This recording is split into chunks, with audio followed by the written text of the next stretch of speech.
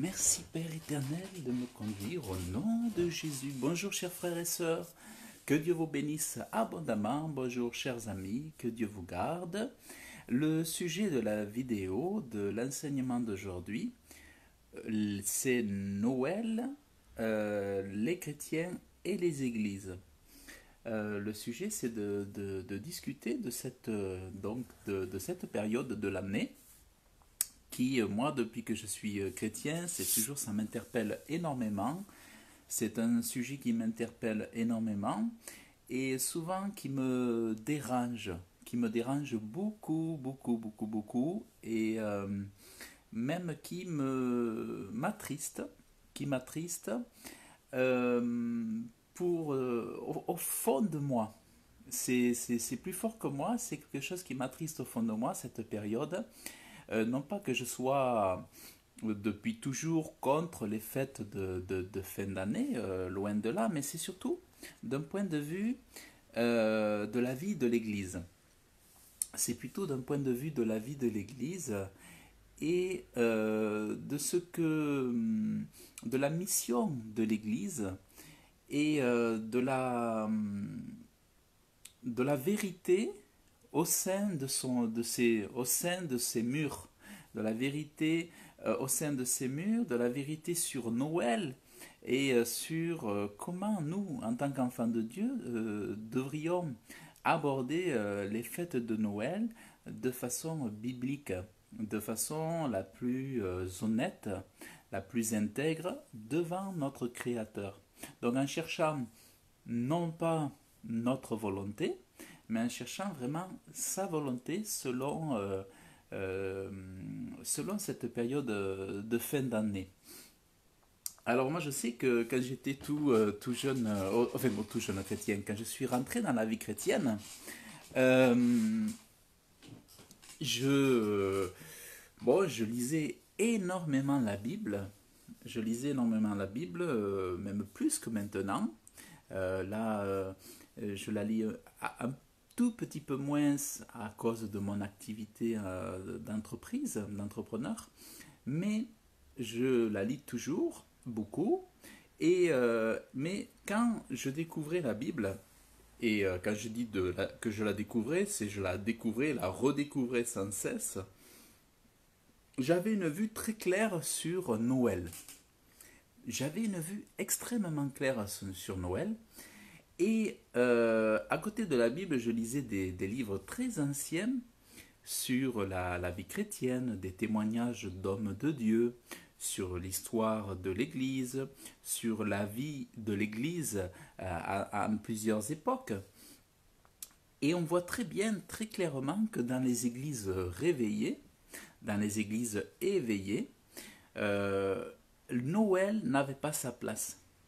C'est-à-dire que du moins la célébration de Noël n'avait pas sa place dans les églises. On ne considérait une église réveillée, avec des membres réveillés, avec des pasteurs réveillés, n'attribuait pas de place à Noël dans les murs de l'église. Ils n'avaient pas le temps pour ça, mais c'est surtout qu'ils considéraient ça comme une fête païenne. Comme une fête, alors quand on appelle païenne, ça veut dire qui appartient au monde. Alors, moi je vois aujourd'hui les attitudes des gens qui font Noël. Ce sont les gens qui fêtent Noël, ce sont des personnes qui, n'ont, qui ont du mépris pour Dieu. Alors, non seulement ils n'ont pas d'affection pour Dieu, mais les gens qui fêtent Noël, qui rendent leur maison magnifique, ont du mépris pour Dieu aujourd'hui. Donc, vous voyez aujourd'hui des maisons qui sont étincelantes, brillantes, bien décorées.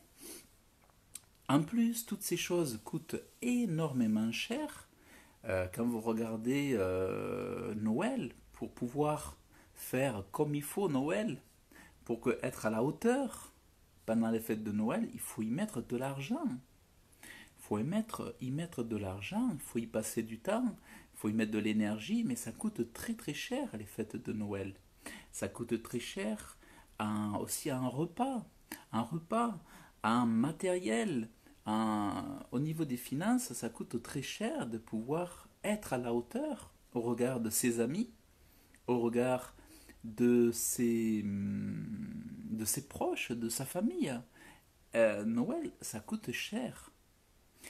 Et en réalité, à ce moment-là, on se demande si on sert Dieu euh, ou en tant qu'enfant de Dieu, lorsqu'on on suit ce mouvement, est-ce qu'on sert Dieu ou est-ce qu'on est en train de servir l'esprit du monde? Est-ce qu'on est en train d'imiter qui? Qui est-ce qu'on va imiter? Qui est-ce qu'on est en train d'imiter? Et quand je vous dis que des familles qui méprisent Dieu font leur maison magnifique.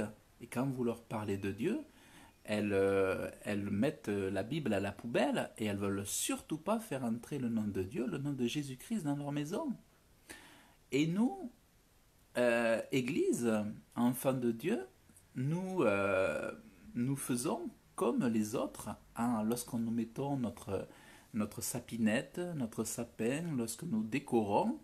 Nous avons tout simplement gardé nos anciennes habitudes parce que voilà, ça nous rappelle des moments, ça nous rappelle des événements avec nos enfants, et nous avons gardé cette habitude de non-croyants, on l'a gardé, on l'a conservé parce que ça nous était cher, et on l'a gardé dans nos familles chrétiennes pour pérenniser un petit peu la coutume, la tradition.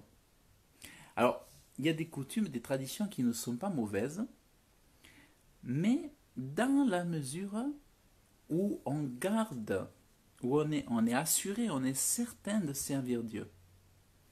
Il y a des coutumes, il y a des célébrations qui ont tendance à nous détourner de Dieu, qui ont tendance à nous faire aimer la luxure, à nous faire des dépenses, à dépenser l'argent de Dieu, à mauvais escient, à gâter outre mesure ce qui ne mérite pas d'être gâté, à faire des cadeaux, alors qu'on n'a pas les finances. Et en fait, on dépense l'argent de Dieu pour... C'est de l'orgueil en fait, c'est souvent de l'orgueil, c'est pour se faire plaisir, pour essayer encore d'être à la hauteur, pour essayer d'avoir une bonne image auprès de nos proches, pour dire voilà, je fais encore surface, voilà, je tiens bon, alors qu'en réalité, on n'a pas les finances et qu'en fait, on est en train tout simplement de suivre l'esprit du monde, de suivre le tempo, le chrono, le timing de l'esprit du monde. En fait, la liberté, c'est quoi aujourd'hui? C'est d'en avoir rien à faire de Noël, c'est de se sentir libre vis-à-vis des cadeaux, c'est de se sentir libre vis-à-vis des sapins de Noël, c'est se sentir libre de pouvoir manger une soupe au lieu d'acheter du foie gras. En fait, ce qui est important, c'est de rester libre. Si vous vous sentez obligé, si vous voulez absolument maintenir la coutume, la tradition, c'est en fait, vous êtes, on est esclave. On est esclave de l'ancienne vie, de l'ancien système qui nous tenait menottés, parce au fond, tout ça, c'est comment dire, c'est des dépenses inutiles. Et moi, je me rappelle, à chaque fois, alors j'étais très heureux de faire des cadeaux à mon fils. Avant, autrefois, je faisais beaucoup de cadeaux, des cadeaux très, très chers à mon fils. Et puis je me disais, plus le cadeau sera cher, plus je serai satisfait, plus je l'aurai comblé, et plus je saurai que je suis un bon papa. Et, euh, et en fait, bon, c'était symbolique, mais c'était dans ma tête, dans la tête des parents. Souvent, les parents se disent, bon, peut-être je me suis mal pris, dans cette année, je m'y suis mal pris, j'ai peut-être mal l'encadrer, mal l'éduquer, je vais lui faire des cadeaux, et ça va lui passer, on va se réconcilier, il va beaucoup m'aimer, tout ça.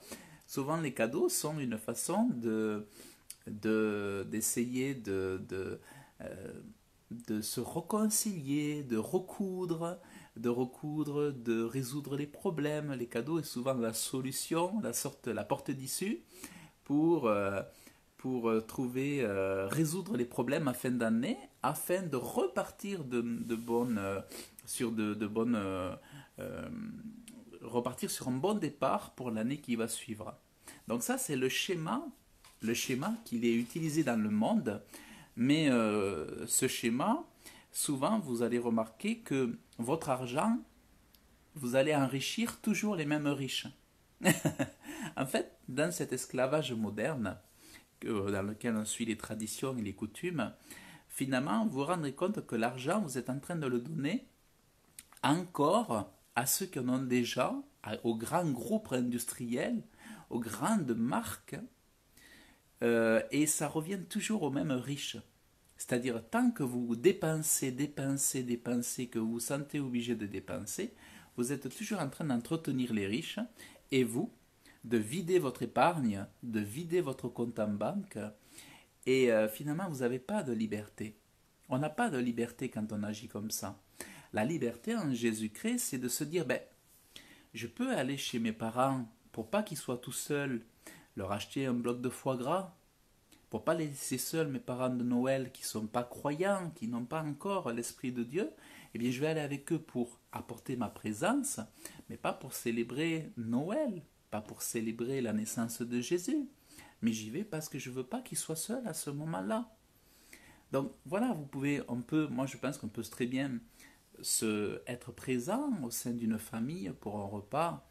Je trouve que c'est très très bon d'être présent parmi les proches, parmi la famille, mais dans une toute autre optique, dans une toute autre démarche, dans un tout autre fonctionnement en fait, mais en le faisant en toute liberté.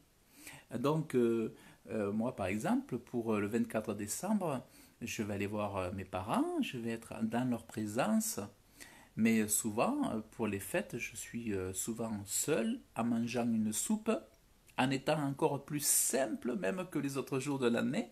Et il m'arrive même parfois de jeûner. Il m'arrive même parfois de jeûner plutôt que de faire la fiesta. Mais oui, j'ai cette liberté. Et cette liberté, ça ne veut pas dire que je sois quelqu'un de triste ou de rigide. C'est que j'en ai fini. J'avais passé 36 ans dans le monde. Et bien, quand je suis rentré dans la vie de Jésus-Christ, j'en ai fini avec tout cet esclavage, toute cette routine qui fait que si on n'offre pas le cadeau à tous les gens qu'on croise, on a l'impression d'être pauvre, on a l'impression d'être un incapable et tout ça.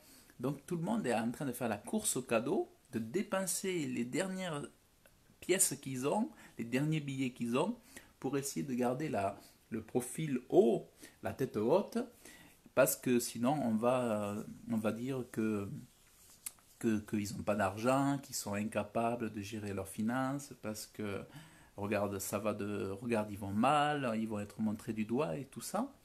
Donc, tout ça, c'est une course un peu à la célébrité, c'est une course à celui qui fera le plus beau sapin de Noël, c'est la course à celui qui décorera avec les plus grandes guirlandes, les plus colorées qui soient, les plus coûteuses qui soient. Et, ça pompe votre électricité. Ça pompe l'électricité. Et tout ça, ça vous coûte. Ça coûte énormément des repas de Noël. Ça coûte énormément. Les cadeaux, ça coûte très très cher. Très très cher. Et, mais après, quand vous avez cette liberté, que vous en parlez librement avec vos enfants, que vous leur dites, voilà, le Papa Noël n'existe pas, parce que tout ça c'est mensonger, en plus c'est la fête du mensonge, Noël. Alors moi je pense que dans la mesure où moi mon avis c'est que dans la mesure où on se confond avec le calendrier des non-croyants, on est en train de faire un amalgame entre le faux et le vrai. Moi je trouve que c'est pas bien. Je trouve que même parler de naissance de Jésus pour Noël, je trouve que c'est pas sympa, c'est pas gentil pour Dieu, parce qu'on est en train de l'assimiler à une fête païenne, comme si oui, non, Jésus, oui, non, c'est pareil, c'est comme, parce qu'on sait très bien qu'autrefois, c'était la célébration des fêtes païennes, des fêtes diaboliques même, et des fêtes des autres divinités. Et à un moment donné, selon la tradition plutôt catholique, on a venu greffer la soi-disant fête de la naissance de Jésus-Christ. Or, pourquoi l'avoir placé à cet endroit? Alors, est-ce que on s'est dit, ben, on va plutôt de fêter les fêtes païennes aux autres dieux, on va fêter la naissance de Jésus. Mais je trouve que c'est pas sympa. C'est pas sympa. Déjà, d'un point de vue de la vérité, si on veut fêter la naissance de Jésus, il faut le fêter pour son anniversaire. Moi, si on fête mon anniversaire, qui est le 9 avril, si on le fête le 9 juin, franchement, moi, ça me fait pas plaisir. Je me dis, mais vous plaisantez ou quoi? Vous allez fêter mon anniversaire 2 mois après? Vous me prenez pour un imbécile? Donc, moi, si j'étais Dieu, les gens qui me fêtent l'anniversaire le 25 avril, si j'étais Jésus, je dirais, vous vous moquez de moi. Parce que si vous me... Bon, que vous fassiez ça à un petit enfant ou à un bébé, mais faire ça à Dieu, faire croire que c'est sa date d'anniversaire, alors que Jésus serait plutôt né à la fin de l'été ou au début de l'automne, alors que les bergers dormaient encore dehors, à l'extérieur. Il ne faisait pas froid, les bergers dormaient encore à l'extérieur, si bien que les anges se sont présentés à eux, alors qu'il était en pleine nuit, et ils n'avaient pas froid. Donc, imaginez que vous, au président de la République du Congo, on organise une fête pour son anniversaire 2 mois après. Ou admettons, on va fêter l'anniversaire de Donald Trump 2 mois après. Donald Trump, il va me dire, vous vous plaisantez ou quoi? Mon anniversaire, c'est le jour de mon anniversaire. Imaginez que vous faites un cadeau à votre épouse 2 mois après. Est-ce que vous allez lui faire plaisir? Donc, quand on fait l'anniversaire de Jésus, soi-disant, et qu'on se trouve tout un tas de justifications, moi je trouve qu'on se moque de lui. Je trouve que c'est comme si, ouais, c'est comme si on se moquait de Dieu. C'est pour ça que j'ai un grand malaise lorsque je vois que dans nos églises, on idéalise Noël. On est en train d'utiliser Noël, soi-disant, pour convertir des chrétiens, pour les toucher pour l'amour de Dieu. Moi, j'ai jamais vu des gens touchés par l'amour de Dieu pendant les fêtes de Noël. Moi, j'ai été vu des gens touchés. Enfin, peut-être que je suis trop isolé, peut-être que je suis trop à part, mais je ne vois pas vraiment en quoi Noël est un tremplin pour toucher les gens. Je ne vois pas du tout en quoi Noël est utilisé pour toucher les gens, pour faire soi-disant de l'évangélisation. Je ne vois pas en quoi. Moi, je trouve que c'est plutôt un moment de confusion où les chrétiens sont tentés non seulement sont tentés, mais imitent ceux qui n'ont pas Dieu et qu'ils se prennent des arbres, qui coupent des arbres, qui mettent des arbres dans la maison, qui dépensent de l'argent, qui dépensent du temps, qui se soucient des choses du monde, qui se synchronisent sur le timing, sur les dates du monde, qui se font et qui sont pris dans un piège, dans un tourbillon et qui sont esclaves de ça. En fait, on pourrait croire qu'on est libre, mais on n'est pas libre. La liberté, c'est de se dire, mais moi, j'ai pas besoin de ça. J'ai aucune preuve, j'ai rien à montrer aux autres, j'ai aucune preuve, j'ai pas à me justifier. Je suis libre. Moi, je ne crois pas en Noël. Donc, l'honnêteté, l'intégrité chrétienne devrait être de dire, bon, ben, déjà, on devrait savoir qui est-ce qu'il y a derrière ces fêtes de Noël autrefois. Et si on avait de l'honnêteté vis-à-vis de Dieu, bon, ben, si on veut fêter l'anniversaire de Jésus, ben, fêtons-le fin de l'été et puis début de l'automne, par exemple. Mais en fait, c'est surtout que, comme je vous disais, les églises réveillées ne fêtent pas Noël. Elles font bien la distinction entre Noël et la vie de l'église. Par contre, les églises souvent endormies, qui font le compromis, elles vont encenser, idéaliser Noël. Noël, c'est Jésus. Noël, c'est... Et en fait, ce que je me suis rendu compte, c'est que plus la misère vient dans notre nation, plus la misère vient dans notre pays, plus l'Église fait rentrer les choses du monde dans ses murs. Et on se rend compte que si les nations vont mal, c'est aussi parce que les églises vont mal, parce qu'elles sont endormies. Quand vous voyez que les églises font de plus en plus rentrer le monde en elles, c'est là que le monde ou les nations vont de plus en plus mal. C'est lorsque, au contraire, lorsque des églises sont réveillées, qu'elles assainissent les nations et que les gens sont touchés dans la rue. Mais dans la mesure où on fait de plus en plus rentrer le monde dans les églises, il y a de moins en moins de convertis dans les rues, il y a de moins en moins de gens qui sont sauvés parce que l'église devient comme le monde. Or, ce que les gens cherchent, c'est la différence. Moi, je me rappelle, je suis passé pendant 36 ans, je n'ai pas été chrétienne. Donc, je connaissais le monde à fond. Mais je me suis dit, si je dois me donner à Dieu, Dieu est là pour me donner une nouvelle vie. Il est là pour me donner une nouvelle façon de vivre, une nouvelle façon d'aborder Noël aussi, une nouvelle façon de vivre différemment. Moi, ce que je voulais, c'est que, en connaissant, en rencontrant Dieu, c'est vivre les choses différemment. Je savais que, en rencontrant Dieu, je ne vivrais pas les choses comme avant, logiquement.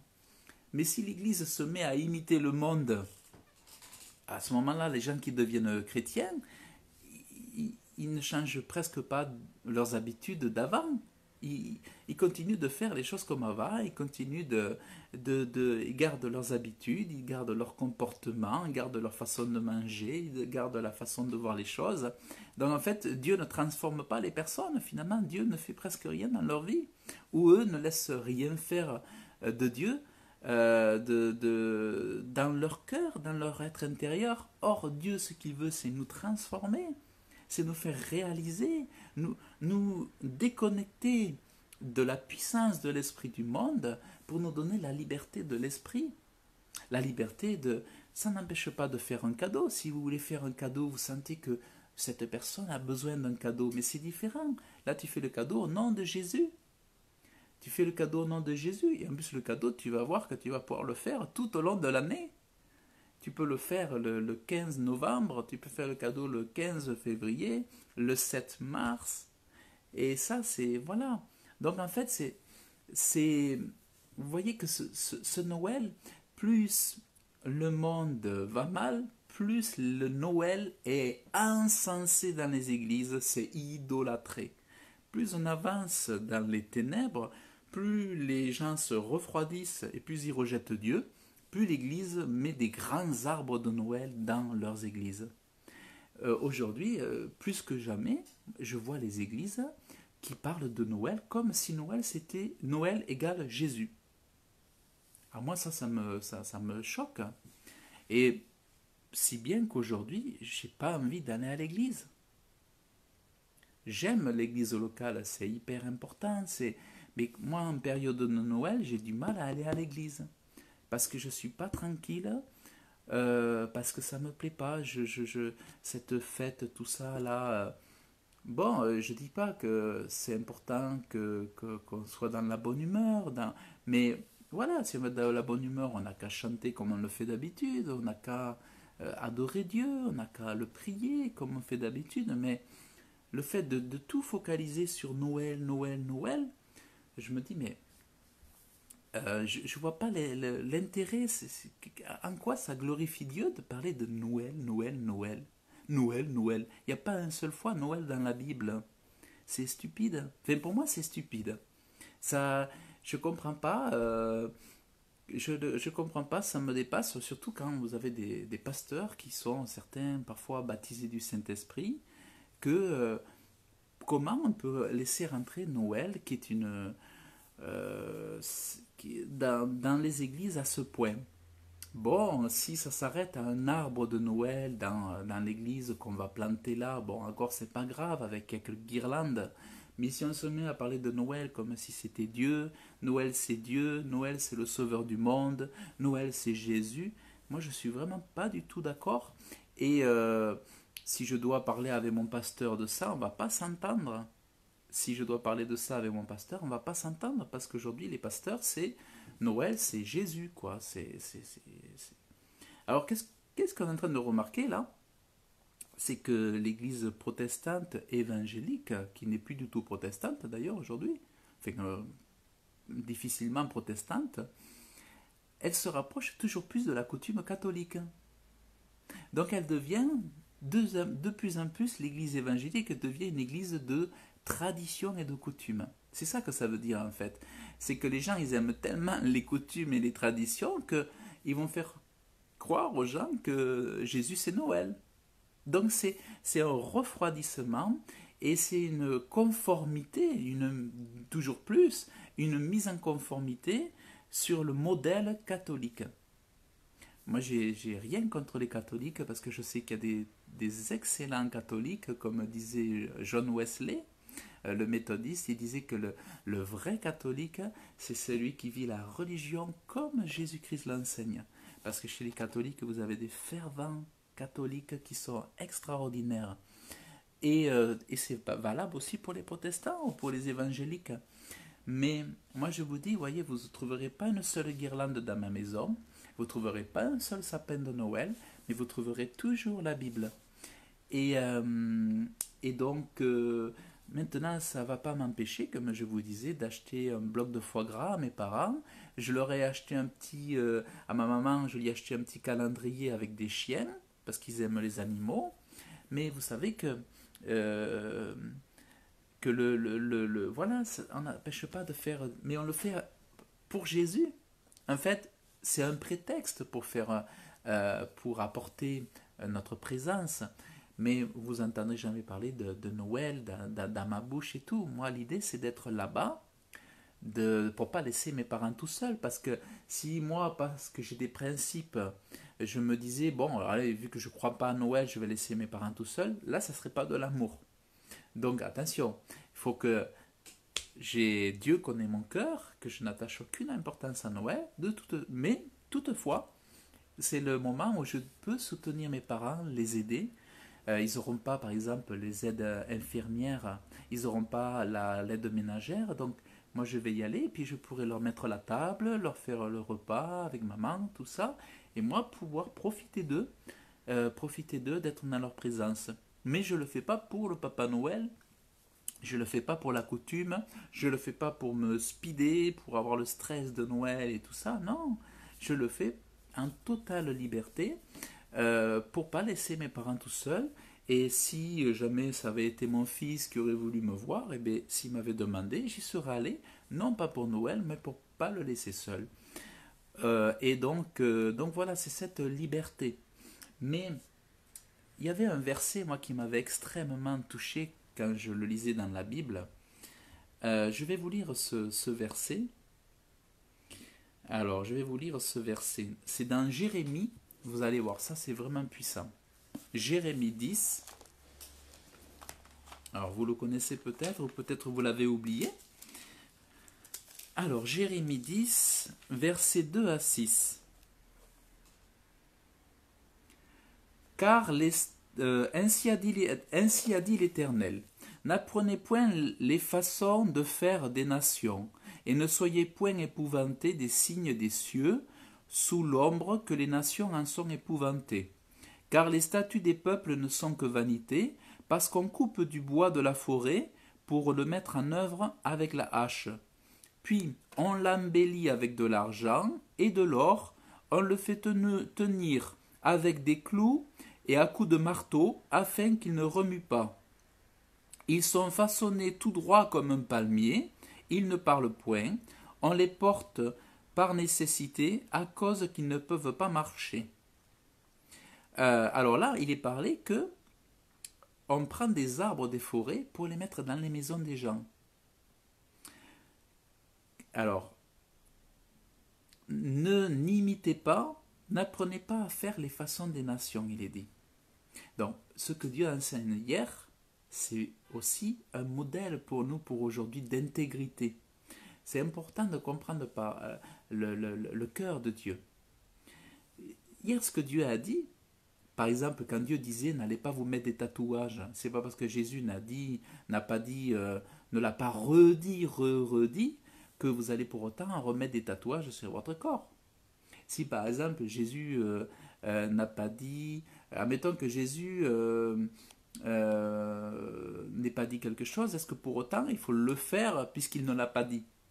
Donc ça veut dire quoi? C'est que quand il dit souvent n'imitez pas les choses des nations parce que ce sont des choses qui vont vous corrompre, ça peut amener le goût de la luxure, le goût de rentrer dans des dettes. Vous allez pouvoir utiliser une carte de crédit qui va vous faire rentrer dans des dettes parce que vous voudrez acheter des cadeaux. Parce que vous allez vouloir vous acheter un nouveau canapé alors que vous n'en avez pas le moyen. Alors vous allez souscrire à des crédits qui vont vous faire rentrer dans les dettes à cause de Noël, à cause du jour de l'an, des fêtes de fin d'année. Combien de gens, à cause de ce système, aujourd'hui sont dans la pauvreté, dans l'endettement, dans des créances, dans des choses qui sont des cercles vicieux dans lesquels ils ne peuvent plus sortir à cause de ces fêtes de Noël, à cause que on veut plaire au monde, on veut plaire aux autres et on dépense plus que l'on a. Et c'est comme ça que les gens sont pris au piège, ils dépensent l'argent qu'ils n'ont pas. Ils font des crédits et après ils sont dans la misère, dans la tristesse, dans le malheur. Et là il est dit, n'apprenez point à faire les choses des nations, parce qu'on coupe du bois de la forêt pour le mettre en œuvre avec la hache, donc on taille le bois, on taille l'arbre, on l'embellit avec de l'argent et de l'or. Et regardez les sapins de Noël, c'est exactement ça. Donc, en fait, si vous ramenez ce passage de Jérémie 10, versets 2 à 6, c'est exactement aujourd'hui le piège dans lequel sont tombés les chrétiennes, c'est de ne pas comprendre que ça n'a pas changé. Jésus n'a pas baissé le niveau de sainteté, le niveau d'éveil spirituel. Jésus demande toujours la même attention. Dieu demande toujours la même attention, la même conscience. C'est que pour éviter de vous faire happer, piéger par l'esprit du monde qui, vous savez, Jésus dira de ne pas servir Mammon, mais même avec votre argent, de servir Dieu, parce que votre argent appartient à Dieu. Mais en fait, on se rend compte que dans ces fêtes, les païens servent Mammon, ils nourrissent le monstre, ils nourrissent la bête. Et que quand les enfants de Dieu rentrent dans ce système, ils sont en train de nourrir Mammon. Et du coup, l'argent, tout d'un coup, ou alors peut-être qu'avant non plus, il n'appartenait pas à Dieu dans votre cœur, mais votre argent, vous le nourrissez le système. Vous nourrissez la bête immonde, Mammon, le démon de l'argent qui esclavagise les 95% des peuples.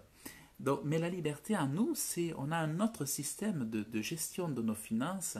Dieu nous dit attention, ne dépense pas l'argent que tu n'as pas. Tu veux faire un cadeau, ben fais un truc artisanal. Tu veux faire un truc, tu fais une peinture, tu fais un dessin, tu fais une couture, une broderie, tu fais un objet d'art que tu confectionnes toi-même, tu fais un bijou, tu fais quelque chose que tu fais toi, tu fais un gâteau, tu peux faire un bœuf bourguignon pour offrir à une voisine, tu peux faire une blanquette de veau, tu peux faire une pizza, tu peux faire un 4 carreaux au chocolat, tu peux faire plaisir, tu vois, tu peux faire plaisir, mais différemment, avec l'intelligence, tu peux faire une ceinture, tu peux faire je sais pas, on peut faire plein de choses artisanales ou qu'on fait soi-même, ou tu peux amener 2 palombes, acheter, si tu vas, voilà, tu peux donner des palombes, tu peux offrir un petit chien ou un chien à la SPA, ou tu peux offrir un chat, ou voilà. Mais donc voilà. Maintenant, on a autour de nous des gens qui sont pas croyant. Alors c'est vrai que parfois, vous allez sentir que vous sentez investi d'une mission de faire un cadeau en particulier, pour une raison particulière, pour manifester l'amour de Dieu. Alors dans ce cas-là, c'est vrai que moi je sais que si je sens que j'ai au cœur de toucher une tante par l'amour de Dieu, par ce biais-là, ben, je vais faire un cadeau à une tante, acheter une fleur, lui téléphoner, lui amener quelque chose. Mais toujours avec cette liberté et toujours en étant ouvert à l'Esprit de Dieu, enfin du moins à ce que Dieu vous met au cœur, pour non pas vous endurcir. On n'est pas là pour faire la guerre au monde, on est là pour les aimer, non pas pour les critiquer, pour les juger, les condamner, puisque chacun aussi eux aussi sont esclaves de ce monde. Nous sommes entrés dans une liberté. Donc l'idée, c'est de leur donner aussi à trouver, à rencontrer cette liberté, à se trouver vraiment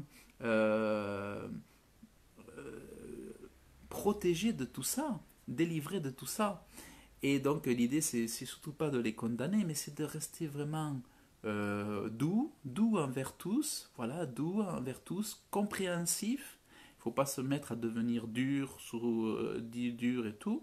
Mais moi, je pense que on doit rester réveillé. Le principal dans tout ça, c'est que de ne pas se moquer de Dieu et de garder votre argent précieusement, parce que c'est l'argent qui appartient à Dieu, parce que tout ce qui nous appartient appartient à Dieu, et que même pendant les fêtes de Noël, gardez votre argent, surveillez votre argent. S'il y a des choses que vous ne pouvez pas faire, ne les faites pas. Ne les faites pas. Et si jamais des pasteurs, des diacres vous donnent des conseils dans les églises qui va à l'encontre du conseil de Dieu, de la parole de Dieu, ne les écoutez pas, parce que dans ce cas-là, ils font erreur. Ils font erreur. Aujourd'hui, moi je vous dis, plus le Noël prend de place dans les églises, plus les sapins de Noël, plus les guirlandes décorent l'église, plus cette église est endormie. Plus l'église est endormie aujourd'hui. C'est la compromission, ça devient n'importe quoi. C'est vraiment, je vous dis, c'est comme maintenant si Jésus s'appelait Noël, quoi. Ou Noël veut dire Jésus, c'est comme si c'était un synonyme. Mais ça, c'est n'importe quoi. Donc, alors, qu'est-ce qu'on pourrait dire alors, les histoires sur l'origine de Noël, bon, alors là, n'en parlons pas, parce que les origines de Noël du 25, c'est vraiment des fêtes païennes, tout ça, des fêtes égyptiennes et tout. Donc, alors bizarrement, c'est rigolo, mais c'est... Je pense pas que ce soit un hasard qu'ils aient mis la fête de Noël sur des anciennes fêtes païennes. Parce qu'en réalité, sans le savoir, on rend des sacrifices à d'autres dieux. Sans le savoir, de façon subliminale, c'est pour faire rentrer les chrétiens dans la désobéissance. C'est une façon extrêmement vicieuse pour... c'est pas anodin si on a mis ça le 25 décembre, c'est qu'au fond, tous les sacrifices qui sont faits à Noël, enfin tout ce l'énergie qu'on met, la présence dans ces cultes, lorsqu'on parle de Noël et tout ça, au fond, les gens sans le savoir, en réalité sont en train de rendre parfois, souvent un culte à d'autres dieux. Et parce qu'ils sont dans l'église, ils se disent oh mais le pasteur il est de bonne foi et tout ça, mais en réalité on est en train de passer à côté du but, et on est en train, je crois, plutôt d'attrister Dieu. On est en train en réalité de conduire les brebis à la boucherie et de les écarter et de les amener à adorer d'autres dieux. Parce qu'au fond, c'est pas un hasard si, quand l'Église se refroidit, elle se calque sur le modèle antique, ancien, égyptien, sur la date égyptienne. C'est pas un hasard. Donc, quand une Église se refroidit, elle se calque sur le monde pour reproduire et reprendre les dates anciennes qui adoraient d'autres dieux. Mais au contraire, lorsqu'une Église est bouillante, réveillée, elle s'éloigne de Noël et elle abat les arbres, elle détruit les arbres, elle enlève les couronnes elle enlève tout ça. Les églises réveillées n'imitent pas le monde, elles rejettent Noël à l'extérieur et elles se consacrent à quoi? Pendant que les autres adorent Noël, fêtent Noël, ben elles vont continuer d'adorer Dieu et puis de le prier, de le chanter, de l'aimer et de prier pour les perdus pour que, en faisant la différence, en étant net sur la différence entre celui qui fête Noël et celui qui ne fête pas Noël, parce que c'est important de faire la différence. Comment peut-on être différent de la ténèbre? Eh bien, c'est en étant lumière. On n'est pas différent des ténèbres en étant gris, marron, gris, noir, un gris très foncé. On ne peut pas être gris très foncé à côté de noir et faire une grosse différence. Pour faire la différence, à côté du noir, il faut être blanc. Donc il faut être une lumière. On ne peut pas faire la différence avec les gens qui fêtent Noël si nous-mêmes nous fêtons Noël comme eux, avec les mêmes invitations, avec les mêmes arbres, avec les mêmes guirlandes. Et ça, c'est pas de l'honnêteté spirituelle. Pour moi, ce n'est pas de l'honnêteté spirituelle. Et vraiment, un point que je vous disais tout à l'heure, important, c'est que est-ce que vous imaginez fêter l'anniversaire de Vladimir Poutine 2 mois après son anniversaire, alors qu'il n'est que président de la Russie? Mais alors, ô combien même on n'oserait pas fêter l'anniversaire de Dieu 2 mois après son anniversaire? Puisque, comme je vous disais, selon les écrits bibliques, Jésus serait né à la fin de l'été, alors que les bergers étaient à l'extérieur et qu'ils pouvaient dormir à l'extérieur justement parce qu'il faisait doux la nuit et que les anges sont venus leur parler et leur annoncer la naissance du Messie. Donc, c'était pas en plein hiver. Donc, c'était 2 mois avant Noël, facilement. Donc, et nous, on va fêter, soi-disant, l'anniversaire de Jésus 2 mois après. Mais comment Dieu peut-il agréer un anniversaire qui est fêté à une mauvaise date? Et lorsque les responsables de la politique, les responsables de l'Église vont dire oui, mais c'est pas grave, c'est symbolique. C'est comme si on disait ben oui, Dieu s'en fiche, Dieu n'a pas la conscience des choses. C'est comme si on disait que Dieu, pour lui, c'est pas grave, alors qu'on est très conscient que c'est grave pour un président de fêter son anniversaire 2 mois après. Moi, ça serait grave que, imaginez, enfin, voilà, vous n'allez pas fêter l'anniversaire de votre épouse, de votre époux, 2 mois après. Elle va dire, mais t'as complètement raté ton coup. Alors imaginez, au Dieu saint, au Dieu 3 fois saint. En fait, lorsque je pense vraiment, on doit vraiment étudier ça, c'est que lorsqu'on se dit que oui, on peut le faire pour Dieu, c'est qu'en réalité, on a du mépris pour Dieu, on ne le prend pas au sérieux. Moi, si jamais j'avais su que, je savais que Jésus, il aurait fallu fêter son anniversaire, mais je m'arrangerais pour lui fêter exactement le jour même où il le veut. Mais pas le coller sur l'anniversaire des divinités païennes. Puisque là, c'est au risque d'amener les enfants de Dieu à célébrer des divinités païennes et à célébrer l'esprit du monde, à nourrir le diable et à servir Mammon. Donc ça, pour moi, c'est hyper important. Je crois que l'Église réveillée est consciente de ça, mais l'Église qui continue de s'endormir, elle finit, comme je vous disais, toujours agrandir son arbre. Comme elle n'a pas de force, elle veut vaincre le monde par les artifices du monde. Donc, comme les gens n'ont pas de force, eh bien, ils font tout pour séduire le monde avec les attributs du monde. Comme si l'esprit n'était pas capable de parler, de donner des choses et comme si l'esprit n'était pas capable de convaincre les païens. C'est comme si maintenant il fallait convaincre les gens avec des bouts de cadeaux, avec des morceaux de gâteau, avec un jouet, comme si on faisait de l'évangélisation avec un jouet, avec une part de gâteau, non, c'est souvent en plus ce qui touche les gens, c'est lorsque vous leur donnez quelque chose qui vous coûte, qui vous appartient, c'est-à-dire votre argent, que vous allez dans la rue, vous allez donner votre argent, vous donnez un évangile, vous priez avec eux dans la rue, c'est comme ça que les gens sont touchés.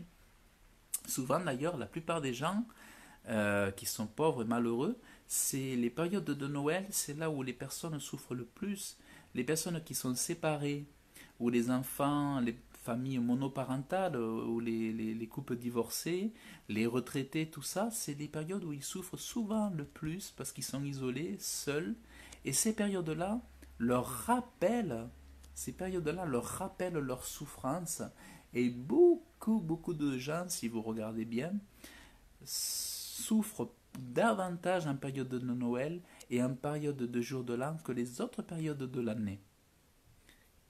Donc voilà, ça c'est vraiment... Et moi-même, je vous dirais, depuis que je suis devenu enfant de Dieu, j'ai demandé à tout le monde d'arrêter de fêter mon anniversaire. Donc ça va faire bientôt 10 ans qu'on ne me fête pas mon anniversaire quasiment. Et j'avais même demandé qu'on arrête de m'offrir des cadeaux pour Noël et tout ça. Même si maintenant, à nouveau, je me suis mis à accepter. Si quelqu'un veut me faire un cadeau, je me suis mis à accepter. J'ai dit, bon, il faut ne pas non plus être trop dur peut-être pour ceux qui ne comprendraient pas. Mais j'avais demandé aux gens autour de moi de ne plus me faire de cadeaux. Et j'ai un frère, je me rappelle un jour qu'il avait très mal pris. Pourtant, j'avais essayé de lui faire comprendre dans ma démarche, mais du coup, il s'est fâché et aujourd'hui, il ne me parle plus. Mais beaucoup de gens peuvent se fâcher aussi, et c'est vrai que donc il faut être sage aussi, leur faire bien comprendre à la démarche. Mais aujourd'hui, voilà, on peut très bien acheter des cadeaux, recevoir des cadeaux si quelqu'un vous fait des cadeaux. Évidemment, il faut rester quand même doux, accessible, compréhensif. Et puis les autres n'ont pas Jésus, donc il faut se mettre aussi à leur portée. Mais moi, je pense qu'une église réveillée n'a pas besoin de ça pour être heureuse. Une église réveillée n'a pas besoin de faire entrer les sapins. Et puis relisez vraiment Jérémie 10, versets 2 à 6.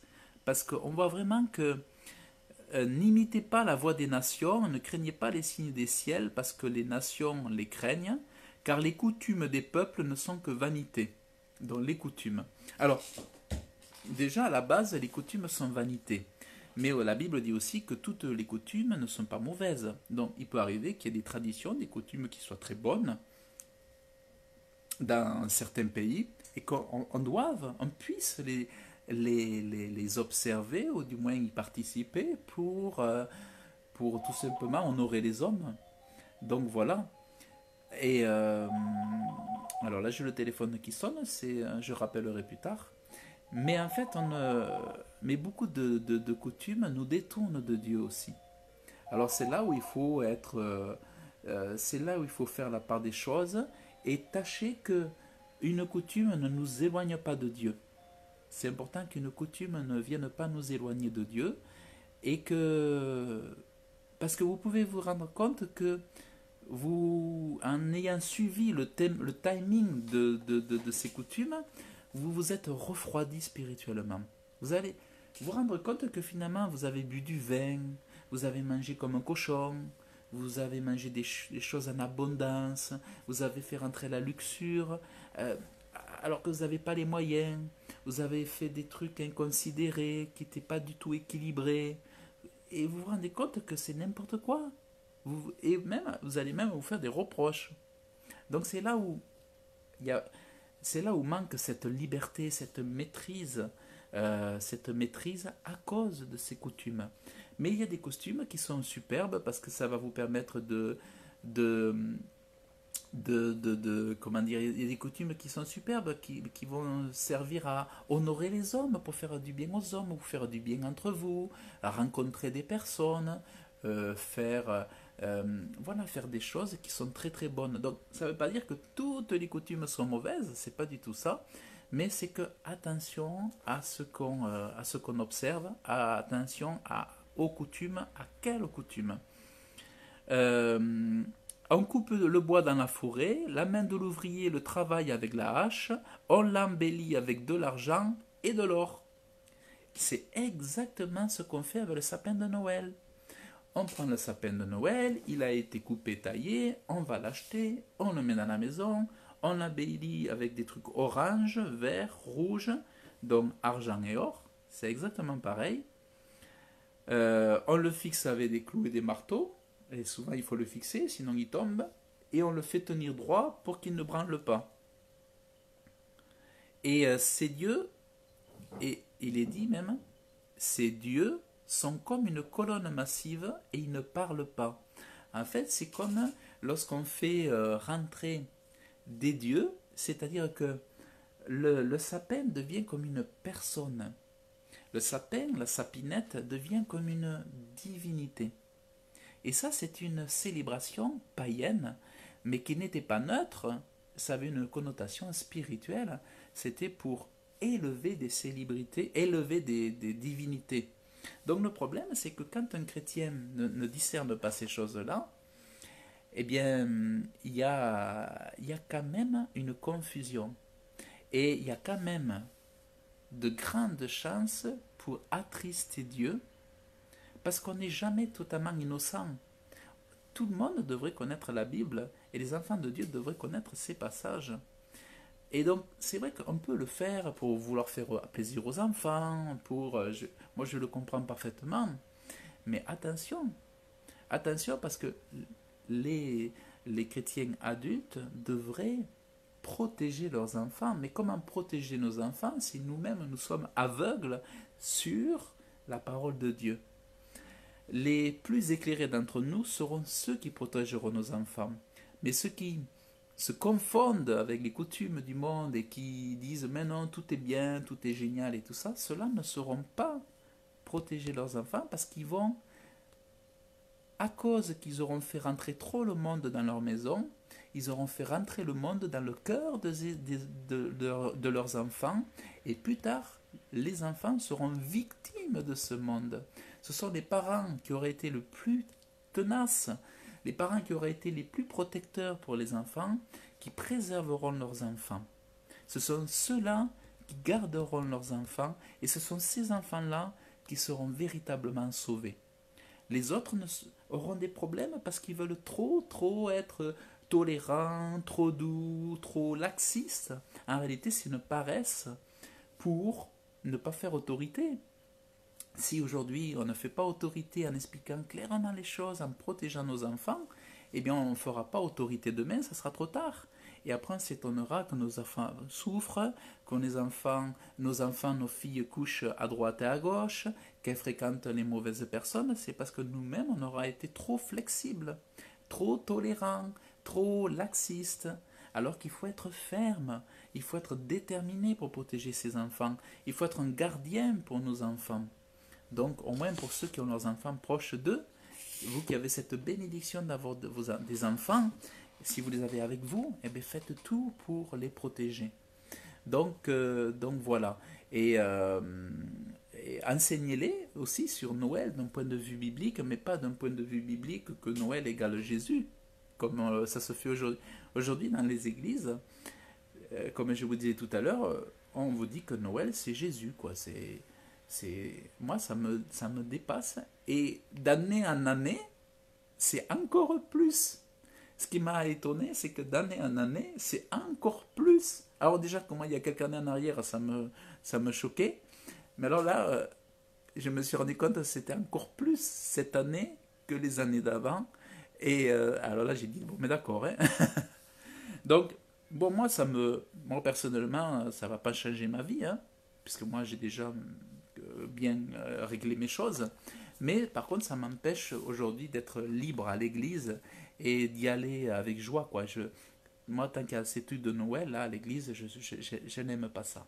Parce que c'est la confusion, on se croirait au marché de Noël à Toulouse. C'est c'est n'importe quoi. Je trouve que faut vraiment que l'église soit différente. Il faut que l'église soit un lieu de pureté. On sente la différence, on sente la sainteté. Que quand on rentre à l'église, on se dise mais c'est pas comme ailleurs ici. C'est différent. L'église, c'est un lieu à part, un lieu où rayonne la clairvoyance, où rayonne l'honnêteté, où rayonne l'inspiration divine, et que c'est pas la confusion. Mais moi, s'il y a la confusion dans l'église, je me dis, mais non, mais l'église est malade, ça va pas. Donc, c'est pour ça que je fais cet enseignement, parce qu'il me tient énormément à cœur. Et, euh, et c'est un symptôme de mauvaise santé spirituelle, tout simplement. Je pense que quand les esprits ne sont pas éveillés par l'Esprit de Dieu, ils cherchent un réconfort ailleurs et ils vont le chercher dans le monde, tout simplement, avec des gâteaux, des cafés, avec des festivités, des spectacles, des danses, donc on fait des spectacles, on fait des clowns, on fait des maquillages, on fait des mimes, on fait tout un tas de choses parce que les gens, ils n'ont pas envie de prier. Ils n'ont pas envie de prier et puis alors du coup ils se trouvent des substituts en réalité aux autres choses.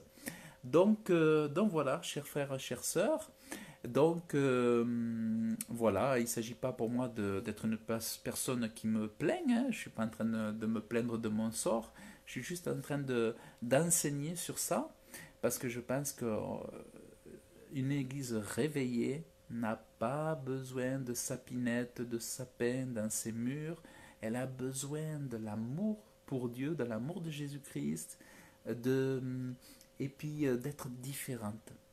Que les gens, lorsque vous les touchez, ils rentrent dans une église locale, ils rentrent dans votre maison et disent, oh mais c'est vous, pour vous c'est paisible, c'est pas comme ailleurs. Parce que c'est vrai que les maisons des païens, des non-croyants, ils ont des intérieurs qui brillent, des guirlandes partout, on se croirait qu'ils sont merveilleux. Et quand vous leur parlez de Dieu, ils vous jettent à la porte. Si vous leur dites, oh vous avez un beau sapin, vous aimez Jésus, ah non, et Jésus, je ne veux pas en entendre parler. Oh, ah bon, mais je croyais qu'avec votre décoration, vous aimez Dieu et tout. Ah non, non, pas du tout. Vous vous rendez compte que ça n'a rien à voir, que Noël n'a rien à voir avec l'amour de Dieu, que la crèche n'a rien à voir avec l'amour de Dieu. Et alors, vous avez plein de gens, vous leur parlez de Jésus quand ils ont la crèche dans la maison. Ah, ils vont partir, ils vont vous mettre à la porte, hein. Voilà. Donc voilà, chers frères et sœurs, donc écoutez, voilà, c'est chacun de choisir son camp, chacun que chacun soit dirigé, et puis voilà, que Dieu vous dirige. Pour moi c'est clair, et je ne suis pas d'accord avec les pasteurs qui mélangent Noël avec l'Église. Je ne suis pas d'accord du tout, du tout, du tout, du tout. Pour moi, je peux pas dire amen à ça. Euh, Aujourd'hui, je devrais être à l'église, mais je ne peux pas y aller parce que je sais que ils vont fêter tous les dimanches Noël, et ça m'insupporte. Ça m'insupporte, et je ne veux pas c'est vrai, je suis pas encore, euh, je suis pas l'apôtre Paul, hein, je suis pas à son niveau, loin de là. Mais tant que je peux ouvrir ma bouche et que je peux dire sur quoi ces choses-là, je pense que c'est important d'élever ma voix et de ne pas être un mouton qui gobe toutes les bêtises et qui croit n'importe quoi. Et je ne suis pas un mouton. Voilà, j'ai ma liberté de penser, et je ne dirai pas oui à ces choses-là, je dis non, je ne suis pas d'accord. Je ne suis pas à la tête de l'église locale, moi je suis tout seul à la maison, mais je ne suis pas d'accord avec pour moi c'est de l'hypocrisie, c'est du mensonge, et c'est prendre Dieu pour un aveugle. C'est prendre Dieu pour un amnésique. C'est comme si Dieu avait oublié sa date d'anniversaire. C'est comme si Jésus avait oublié sa date d'anniversaire. C'est vraiment prendre Dieu pour une statue. Alors les autres, ils prennent leur statue pour des dieux, et nous, on prend Dieu pour une statue. C'est vraiment n'importe quoi. Donc, conclusion, ben, réveillons-nous chacun, et le reste sera réveillé. Voilà, chers frères et sœurs, c'était mon partage du jour. Ben, partagez-le si vous avez aimé.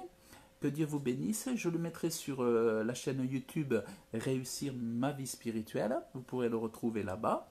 Partagez-le si vous voulez, mais que les gens sachent que nous les aimons, et que nous les aimons pas, nous ne voulons pas les séduire avec Noël, nous voulons vraiment les séduire avec la vérité, et que on veut leur dire que déjà Jésus n'est pas né le 25 décembre, et que il était né il faisait beau, faisait chaud.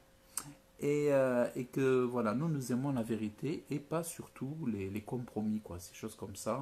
Nous, on aime la vérité, la clarté, l'authenticité, l'intégrité, on aime l'intelligence, on n'aime pas prendre des gens pour des imbéciles, on aime dire la vérité.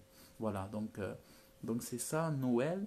Noël, c'est pour nous, c'est un jour comme un autre. Et si on veut faire des cadeaux, eh bien, on peut les faire même au mois de mars. On peut les faire. Et nous, nous faisons beaucoup de cadeaux. Nous n'attendons pas Noël pour faire des cadeaux. Voilà. Donc, que Dieu vous bénisse abondamment. Merci pour votre écoute et je vous dis à très bientôt. Bye bye.